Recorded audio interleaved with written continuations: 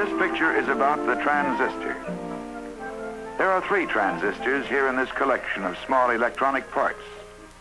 The original point contact type, the junction type, and the phototransistor. And here is a more complex type of transistor. This is called the junction tetrode. These tiny transistors are destined to play a big part in our electronic age. They will make possible smaller, more compact electronic devices that will need less maintenance and have a longer life. But to grasp fully the importance of these new members of the electronic family, let's recall the wonders made possible by the high vacuum tube, the common radio tube. The roots of the electronic age reach back into the early years of our century. In 1907, Dr. Lee DeForest discovered that a grid of fine wire placed between a filament and a metal plate in a vacuum tube could control the flow of electrons between the filament and plate, and the tube could be made to amplify as well as detect electrical waves. He called this amplifying tube an audion. Weak signals applied to the input or grid of the audion caused similar and much stronger signals to flow from the plate or output. A few years later, 2 scientists, Dr. Arnold of Bell Telephone Laboratories and Dr. Langmuir of General Electric, working independently, found that by pumping out the audion tube to create a very high vacuum, they obtained greater fidelity and stability. Here is one of the first high vacuum tubes that started us on the way to the wonders of our electronic age. By 1915, telephone research physicists and engineers had succeeded in developing methods of manufacturing the vacuum tube with sufficiently uniform characteristics so that hundreds of them were installed as amplifiers, thus making possible the first telephone line between New York and San Francisco. And 3,000-mile transcontinental telephone calls became a reality.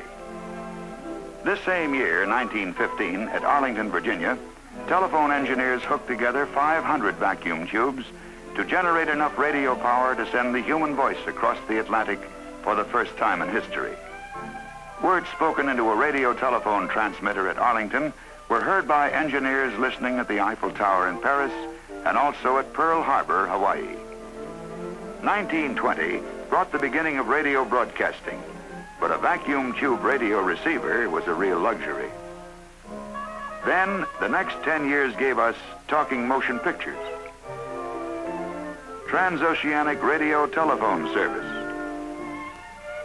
television demonstrations, and ship-to-shore telephony.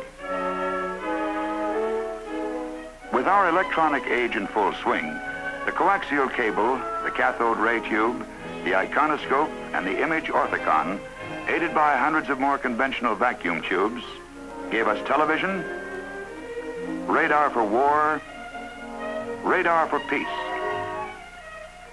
and then microwave radio relay to speed hundreds of telephone calls as well as television programs from coast to coast. The heart of all these electronic systems has been the vacuum tube. But the Bell Telephone Laboratories have added an entirely new and different heart to modern communication systems, the transistor, operating on a new and different principle arising from basic research on solid substances and how the electrons inside them behave. How did it all come about?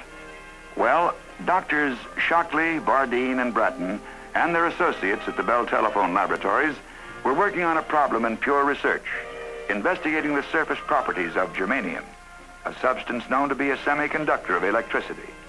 Their study suggested a way to amplify an electric current within a solid, without a vacuum or a heating element. And after months of calculations, experiments, tests, the transistor was born. The transistor, a new name, a new device that can do many of the jobs done by the vacuum tube and many the tube can't do. Let's see how the transistor and tube measure up. First off, the vacuum tube is power hungry. While a tube like this generally demands a watt or more of electricity, a millionth of a watt is enough for the transistor. Even a makeshift battery of moist blotting paper wrapped around a coin can power a transistor.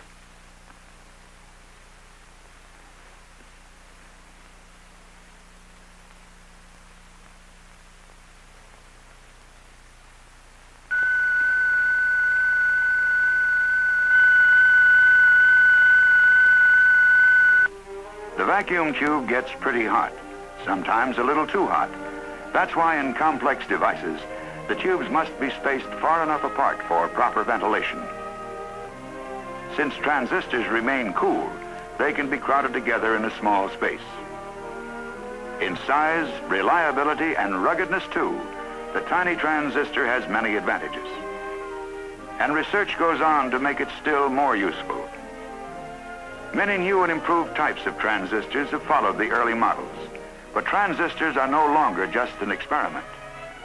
Here, they are being produced at the Allentown, Pennsylvania plant of Western Electric, the manufacturing and supply unit of the Bell system. Different types for different purposes. The Bell telephone people have lots of jobs lined up for them. Jobs based on the transistor's ability to amplify speech sounds in this way. This is how my voice would sound over a 75-mile telephone line that has no amplifying device. Now, with a transistor amplifier in the line, my voice is amplified so that you can hear me distinctly. This, for example, will mean that in isolated farmhouses, far from central exchanges, the transistor, right in the telephone, will make it easier for the farmer to hear and be heard on his rural telephone. And transistors can replace many of the vacuum tubes used in providing long-distance telephone service. Because they are so tiny, transistors have made it possible to miniaturize many types of electronic equipment. This equipment requires less space and will cost less to maintain. Transistors may also be used in multi-channel telephony, which increases the number of calls that can be carried at the same time along telephone lines. When you dial direct from your town to a distant city, transistors in this route selector may be helping to mark out the pathway along which your call will go. Transistors may someday go under the sea, built right into underwater telephone cables. But transistors go well with lots of other industries too. Many manufacturers have been licensed to produce transistors and devise new applications. Through their efforts, you may be able to get music with a flick of your wrist from the so-called Dick Tracy radio. And with a portable television set, you may be able to enjoy video entertainment anywhere you go. For the military, the transistor opens up fantastic possibilities, most of them in too early a stage of development to be talked about. Transistors will take their place in the complex calculating machines that have often been called electronic brains, because they enable man to save days, months, even years in solving mathematical problems. Of course, we cannot build a calculating machine as flexible as the human brain. But even a man-made computer designed to do hundreds of brain-like calculating jobs might need an Empire State Building to house it and a Niagara Falls to power and cool it if vacuum tubes were used in its construction. Substituting transistors for tubes, such a versatile machine could fit into a good-sized room, and power and cooling needs would be relatively low. With the transistor, man has gone far toward matching some of the capacity of the human brain. He has done it with imagination, with the inventiveness and teamwork of the Bell telephone scientists who are looking forward to the age just beyond the age of electronics.